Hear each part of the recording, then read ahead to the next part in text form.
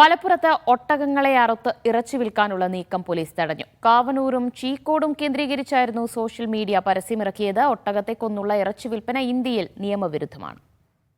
മുഹമ്മദ് ഷംസീർ വിവരങ്ങൾ നൽകും. ഷംസീർ, സമൂഹ മാധ്യമങ്ങളിലൂടെ ലഭിച്ച വിവരങ്ങൾക്ക് പിന്നാലെയാണോ പോലീസിന്റെ നീക്കമുണ്ടായത്?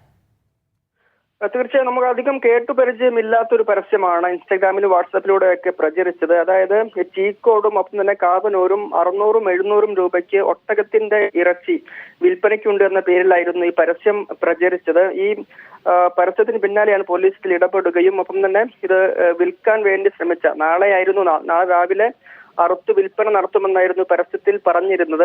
ഈ അറക്കാൻ വേണ്ടി തീരുമാനിച്ച ആളുകൾക്ക് പോലീസ് നോട്ടീസ് നൽകുകയും ഈ അറവും വിൽപ്പനയും പോലീസ് തടയുക കൂടി ചെയ്തിട്ടുണ്ട്. രാജസ്ഥാനിൽ നിന്നെത്തിച്ച 4 ഒട്ടകങ്ങളാണ് 2 ഇടങ്ങളിലായി ഇങ്ങനെ വിൽക്കാൻ വേണ്ടി തയ്യാറാക്കിയിരുന്നതെന്നാണ് വ്യക്തമാകുന്നത്. എന്നാൽ ഒട്ടകങ്ങളെ അറുത്തിരുന്നില്ല.